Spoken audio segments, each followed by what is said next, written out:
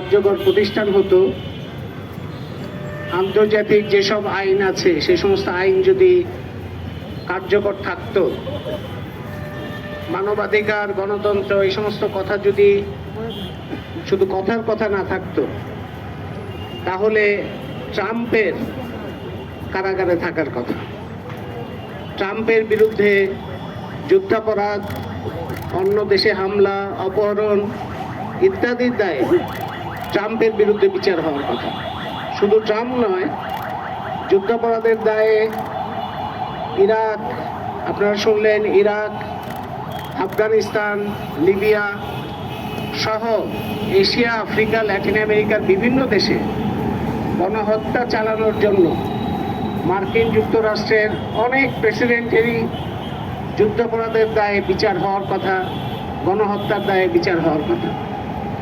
কিন্তু তার উল্টোটা ঘটছে এখন। উল্টোটা ঘটছে এই কারণে যে আন্তর্জাতিক আইন বলে কিছু নাই। জাতিসংঘ একটা মৃত প্রতিষ্ঠানে পরিণত হয়েছে। জাতিসংঘ, এটা ইউনাইটেড নেশনস নাম, কিন্তু এটা ইউনাইটেড স্টেটসের একটা সম্প্রসারণ হিসেবে কাজ করছে। আজকে ভেনেজুয়েলার উপরে যুক্তরাষ্ট্রের এত রাগের কারণ কি? রাগের কারণ হচ্ছে ভেনেজুয়েলা একটা স্বাধীন, জনপন্থী রাজনীতি, অর্থনীতি নিয়ে দাঁড়ানোর চেষ্টা করেছিল। এই ভেনেজুয়েলার সাথে যুক্তরাষ্ট্রের সংঘাত কিংবা বিরোধটা শুরু হয় 90 দশকের শেষ থেকে।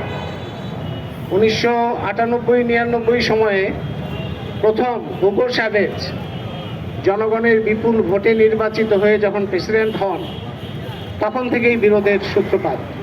কারণ তার আগ পর্যন্ত ভেনেজুয়েলায় দুই পার্টি, বাংলাদেশের মতো দুই পার্টি পালাক্রমে ক্ষমতায় আসতো, কিন্তু ভেনেজুয়েলায় যে তেল সম্পদ, সেই তেল সম্পদের উপরে পরিপূর্ণ কর্তৃত্ব ছিল মার্কিন কোম্পানি।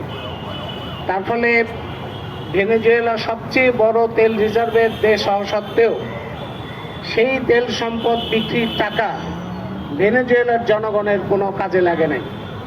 বিপুল দারিদ্র্য ছিল সেখানে, বৈষম্য ছিল ব্যাপক, এবং একটা ধনিক শ্রেণী সেখানে খুবই বড় আকারের সম্পদ কেন্দ্রীভূত করে একটা ধনিক শ্রেণী গড়ে উঠেছিল সেখানে। সেই ধনিক শ্রেণী এবং মার্কিন সাম্রাজ্যবাদ, এই দুইয়ের স্বার্থ রক্ষার জন্যই দুই দল পালাক্রমে ক্ষমতায় আসে।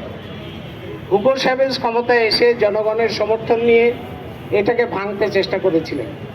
তিনি সমস্ত তেল সম্পদ জাতীয় কর্তৃত্বে আনার চেষ্টা করেছিলেন, এবং মার্কিন যত কোম্পানি ছিল সেখানে, কনকো-ফিলিপস, শেভরন, এক্সন মোবিল, তাদেরকে বলেছিলেন যে হয় আমাদের শর্তে আপনারা কাজ করেন অথবা চলে যান। তো ওই কোম্পানিগুলো তখন অনেকগুলোই ওখান থেকে চলে এসেছিল, এবং আপনারা কনকো-ফিলিপসের কথা জানেন। কনকো-ফিলিপস ওখান থেকে বিতাড়িত হয়ে বাংলাদেশের বঙ্গোপসাগরে এসে বাংলাদেশের তেল সম্পদ, গ্যাস সম্পদ তার কুক্ষিগত করার জন্য চুক্তি করতে উদ্যত হয়েছিল, এবং আমাদের প্রবল প্রতিরোধ থাকা সত্ত্বেও তৎকালীন সরকার কনকো-ফিলিপসের সাথে চুক্তি করেছিল।